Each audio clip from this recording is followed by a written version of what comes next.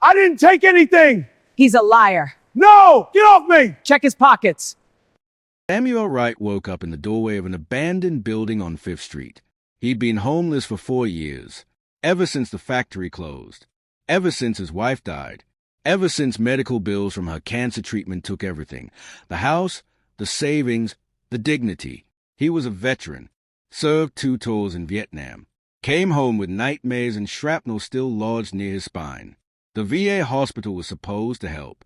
They tried, but the waiting list for housing assistance was 2 years long.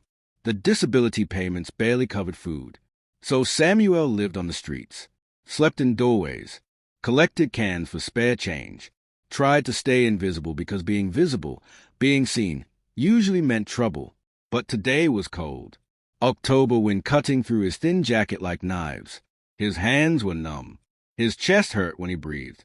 He needed to get warm, just for a few minutes. Morrison's department store was 3 blocks away. Big, crowded, the kind of place where a man could blend in for 20 minutes, warm up by the heating vents, and slip back out before security noticed. Samuel had done it before. Never caused problems. Never touched anything. Just stood near the registers where the heat was strongest, let his frozen fingers regain feeling, and left quietly. Today should have been the same. He shuffled into Morrison's at 2:15 p.m. The greeter at the door, a young woman with a name tag that said Ashley, looked right through him. Didn't smile. Didn't welcome him. Just wrinkled her nose slightly and looked away. Samuel was used to that look. The look that said, "You don't belong here." The look that measured his worth by his clothes and found him lacking. He made his way to the back of the store, near the handbag section where the heating vent blew strongest. Stood quietly, tried to be invisible. But invisibility only works if people don't want to see you. Patricia Ellsworth saw him. She'd been store manager for 12 years, prided herself on maintaining standards, on keeping Morrison's a kind of place where the right kind of people shopped, where luxury meant exclusivity, where appearance equaled value. And Samuel Wright, with his ragged clothes and weathered face and the smell of the streets clinging to him, did not meet her standards. She watched him from across the floor, saw him standing near the Michael Kors display, not touching anything, not bothering anyone, just standing there, warming his hands. But in Patricia's mind, a man who looked like that had no legitimate reason to be in her store. He was either homeless and trespassing, or he was planning to steal. Either way, he needed to be removed. She started walking toward him, her heels clicking sharply on the polished floor. She'd asked him to leave, politely but firmly, make it clear that Morrison's wasn't a shelter. That's when she saw the wallet, a black leather wallet, sitting on the shelf near where Samuel was standing. A customer had clearly set it down while examining a handbag and forgotten it, and Patricia Ellsworth's prejudiced mind made an instant connection. Homeless man plus expensive wallet equals theft in progress. She didn't see him pick it up, didn't see him touch it, didn't see him do anything except stand there trying to get warm. But she didn't need to see it. She knew people like him were always looking for opportunities, always trying to take what didn't belong to them. "Excuse me." Her voice was sharp, loud enough to carry across the department. "Sir, what are you doing?" Samuel looked up, startled. That wallet." Patricia pointed at the shelf. "I saw you take it from that customer's purse. Put it back, right now." "I didn't touch no wallet." Samuel's voice was soft, confused. "I'm just standing here, trying to." "Don't lie to me." Patricia's voice rose. Other customers were turning to look now. "I saw you. You thought I wasn't paying attention, but I saw everything." Samuel looked at the wallet on the shelf, then back at Patricia, comprehension dawning. That wallet was there when I walked over. I didn't take nothing. I wouldn't." "Security." Patricia's voice rang through the store. "I need security to the handbag section immediately. We have a shoplifter." Samuel felt his heart sink. He'd been through this before. Different stores, different cities. Same story. A poor black man in the wrong place at the wrong time. Accused. Humiliated. Sometimes arrested. And there was never anything he could do about it. No one believed people like him. No one listened. "Please, He tried one more time, his voice breaking. I'm not a thief. I'm a veteran. I served my country. I just came in to get warm. I didn't touch nothing. A veteran? Patricia's laugh was cruel. Is that what you tell everyone? Playing the sympathy card? Well, it's not going to work here. I know exactly what you are. Security guards arrived. Young men in black uniforms with radios and stern expressions. This man was caught stealing, Patricia announced to the gathering crowd. I personally witnessed him take a wallet. When confronted, he tried to hide it. I didn't hide nothing. Samuel's voice rose now, desperation creeping in. I didn't take nothing. Please, just let me show you. Search him, Patricia commanded. Thoroughly. Check every pocket. These people are very good at hiding things. These people. The words hung in the air like poison. One of the security guards, a young black man named Darius who looked deeply uncomfortable, approached Samuel gently. Sir, I'm going to need to check your pockets, just to clear this up. I don't have nothing, Samuel said, but he held his arms out. Let them search him. Let them humiliate him in front of all these people who were staring at him like he was garbage. They checked his coat pockets, found 37 cents and a photograph. They checked his pants pockets, found a crumpled tissue and a bottle cap. They made him take off his shoes held together with duct tape, soles worn through, no dignity left to protect, and checked inside. Nothing. He must have dropped it, Patricia insisted, or hidden it on one of the shelves. Check the area. Thoroughly. Darius looked at his partner, then at Patricia. We didn't find anything. Maybe. Maybe what? Maybe I'm lying. Patricia's face flushed. I know what I saw. This man came in here to steal. Just because he didn't find the wallet doesn't mean he's innocent. It means he's clever. I really didn't take nothing. Samuel's voice was barely a whisper now. Broken. Defeated. I just wanted to get warm. That's all. Just wanted to stop feeling cold for a few minutes. An older woman in the crowd, white hair, kind face, expensive coat, spoke up. Perhaps there's been a misunderstanding. The poor man looked frozen. Maybe he really was just. Stay out of this, Patricia snapped. This is a security matter, and I will not have people like him making honest customers feel unsafe in MY store. She turned to the security guards. I want him arrested for attempted theft and trespassing. Call the police. Now. Samuel felt tears burning in his eyes. Please. I didn't do nothing wrong. Please don't call the police.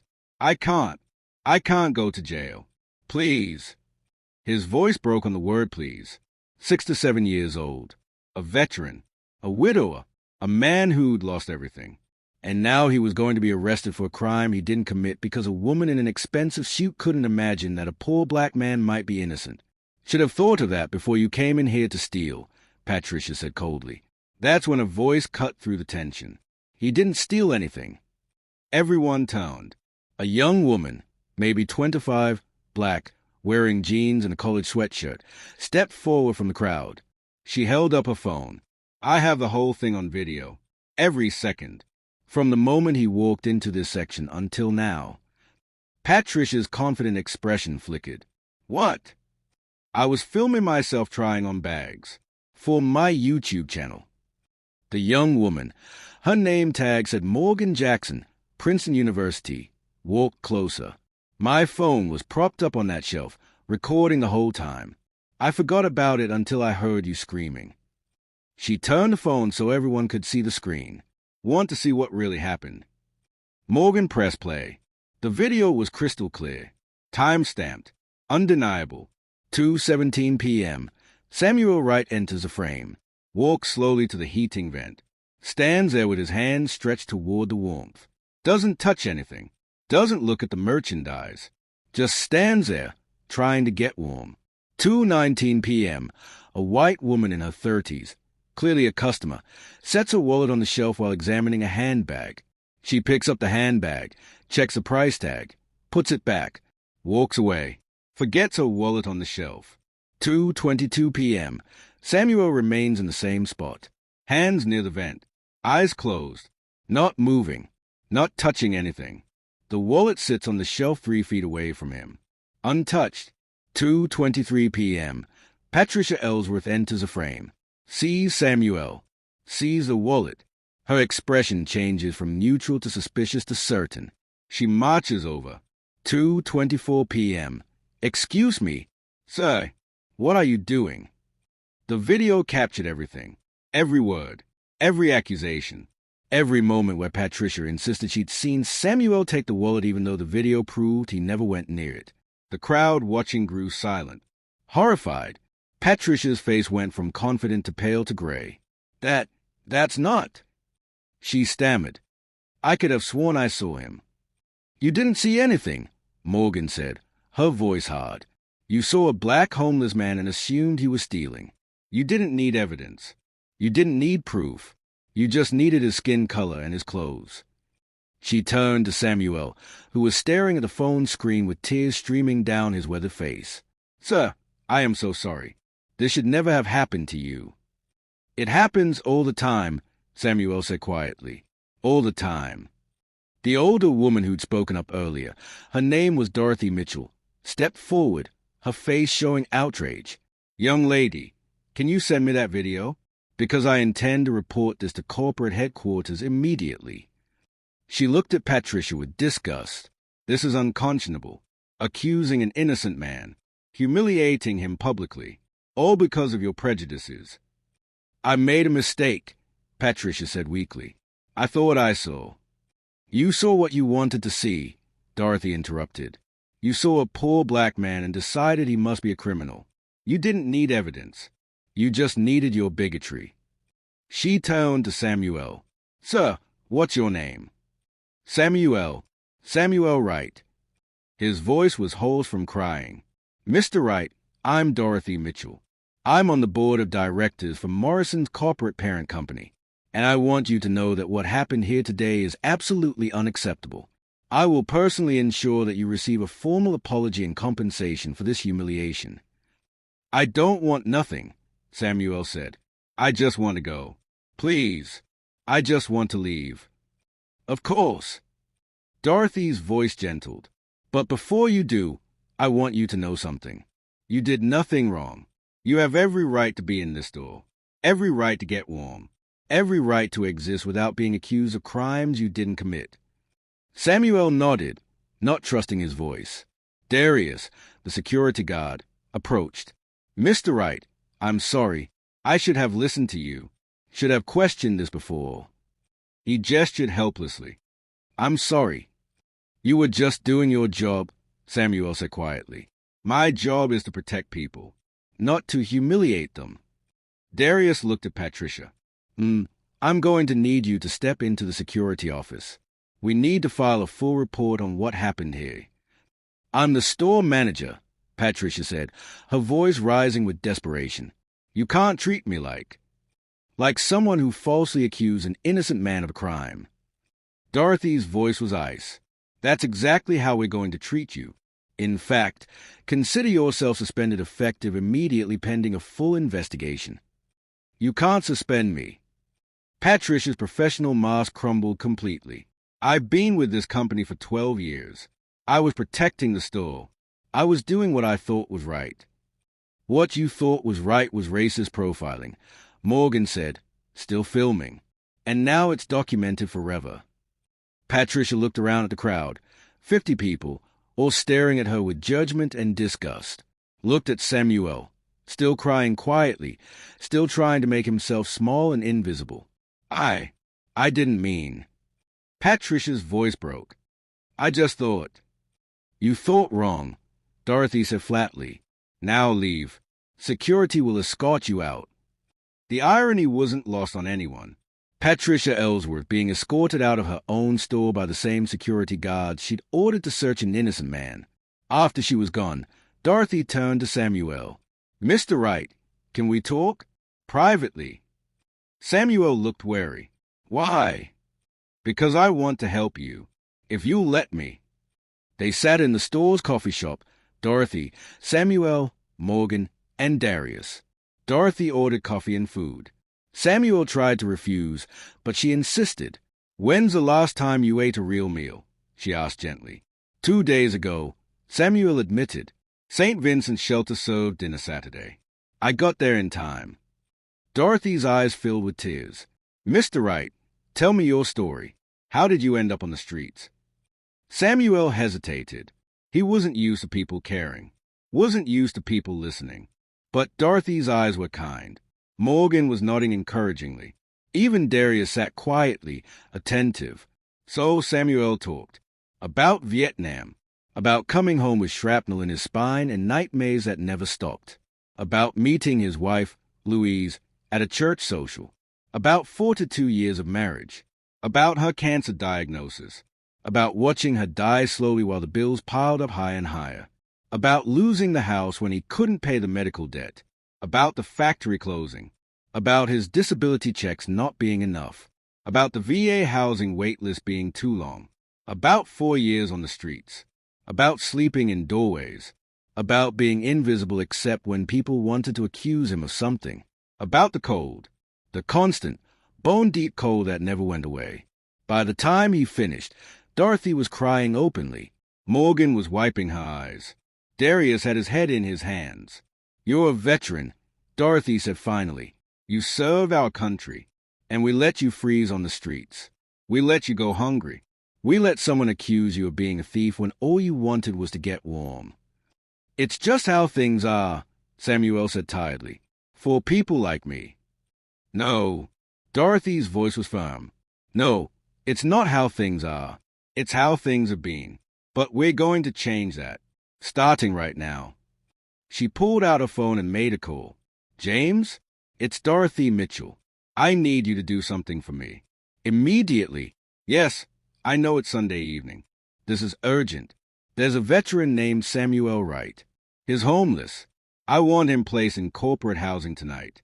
Tonight, not next week. Tonight, I don't care about the waiting list. Find him an apartment. Fully furnished. Paid for.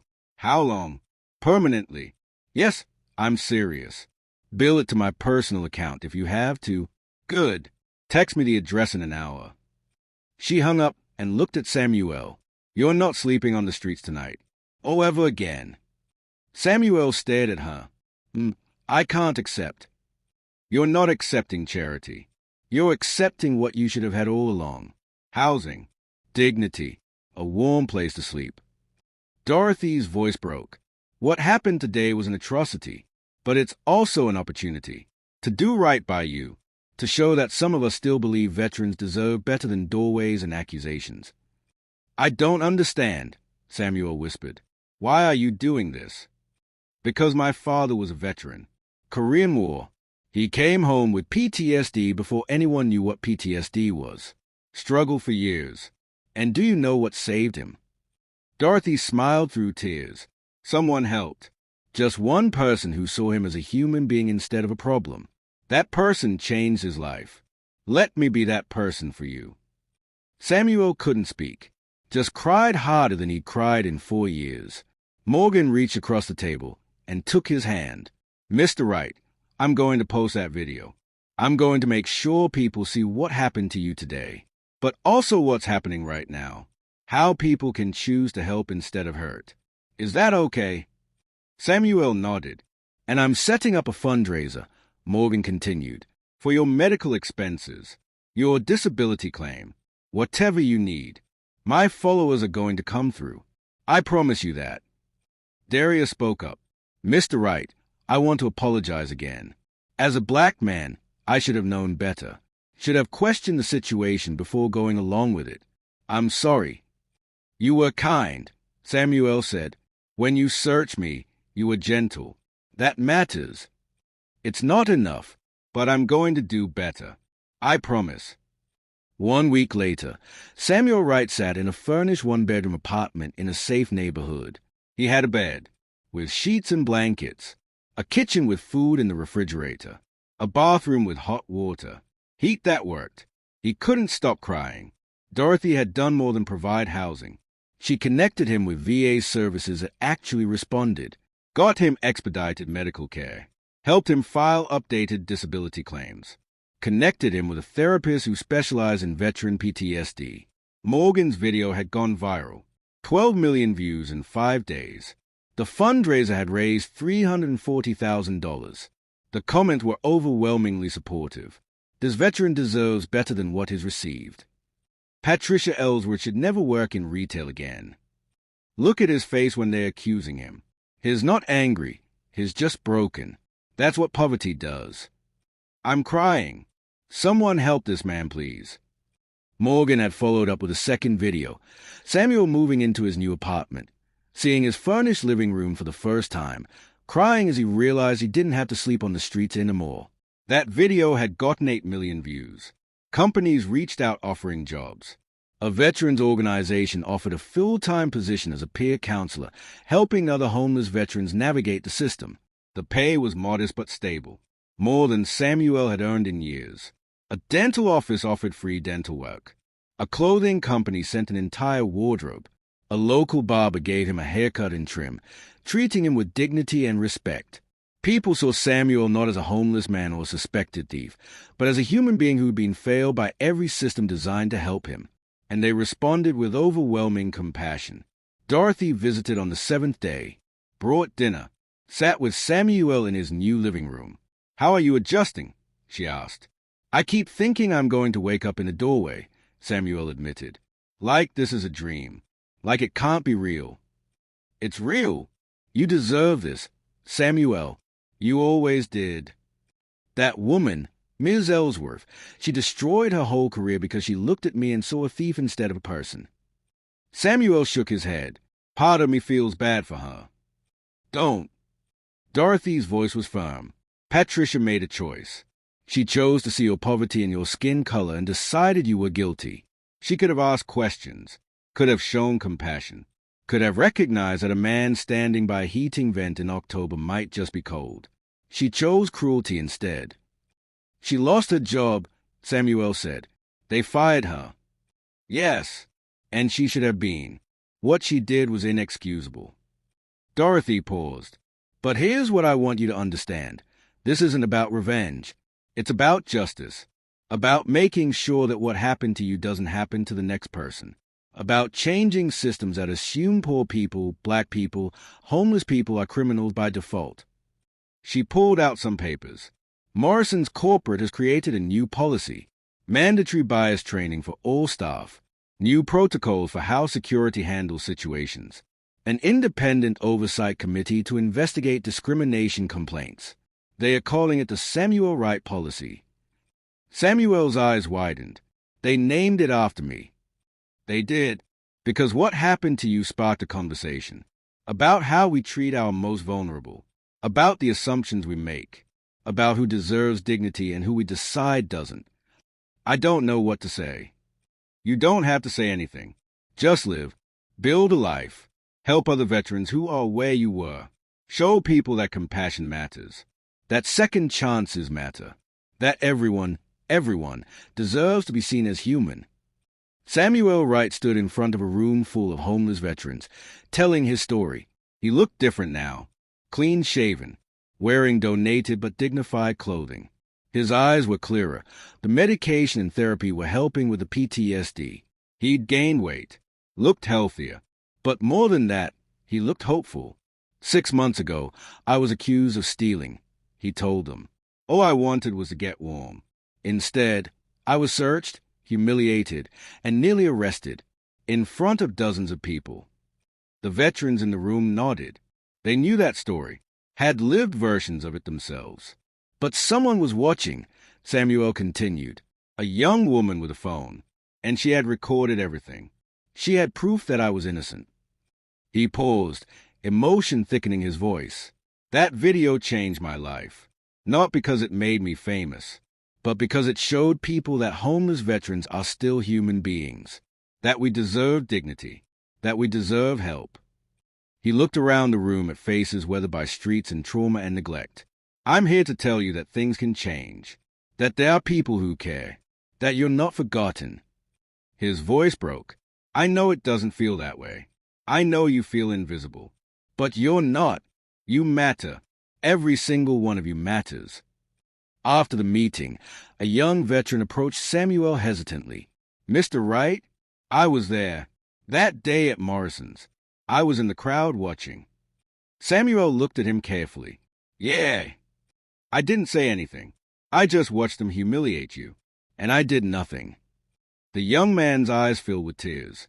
"I'm so sorry. I should have spoken up." "You're speaking up now," Samuel said gently. "That's what matters. Because of you, I got help. Saw your video. Saw how people helped you. Made me think maybe someone would help me too. So I called the number they showed. Got into housing last week." Samuel pulled the young man into a hug. "I'm proud of you. So proud. You saved my life, Mr. Wright, just by telling your story, by showing that things can get better." Late that night, Samuel sat in his apartment, with heat and food and safety, and pulled out the photograph he carried for 4 years. Louise, his wife, smiling at the camera, beautiful and alive and full of love. "I made it, baby," he whispered to the photograph. "I'm okay. Finally okay." He thought about Patricia Ellsworth, who'd lost everything because she couldn't see past his poverty to his humanity.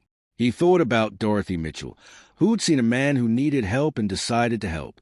He thought about Morgan Jackson, who'd filmed the truth and refused to let injustice stand. He thought about all the people who donated money, offered jobs, sent messages of support. And he thought about the young veteran today, who'd gotten help because Samuel's story gave him hope. "It meant something," he said to Louise's photograph. "Everything we went through, losing you, losing the house, living on the streets. It meant something. Because now I can help other people. Now I can show them that they matter." He placed the photograph on his nightstand, next to a lamp that worked and an alarm clock for his job tomorrow. Samuel Wright had been accused of stealing when all he wanted was warmth. Someone had been watching with a camera. The truth came out, and everything changed. Not just for Samuel, but for everyone who saw his story and remembered that compassion matters more than judgment. That truth matters more than assumptions. That every human being, no matter how broken they look, how poor they are, how weathered by life, deserves to be seen, really seen, not as a threat or a problem or a statistic, but as someone's father, someone's husband, someone's hero who served their country and deserved better than doorways and accusations, someone who mattered, someone who always mattered, even when the world forgot to notice. The moral lesson: never judge someone by their appearance or circumstances. The homeless man you see as a threat might be a veteran who served your country. The person you accuse without evidence might be innocent and desperate. The moment you let prejudice decide guilt is a moment you've lost your humanity. Everyone deserves dignity, not because of what they've achieved or how they look, but simply because they are human. And when you witness injustice, speak up, record the truth, defend the defenseless.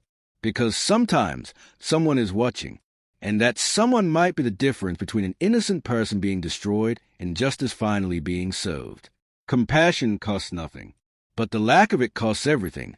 For the person denied dignity, and for the soul of the person who chose cruelty over kindness.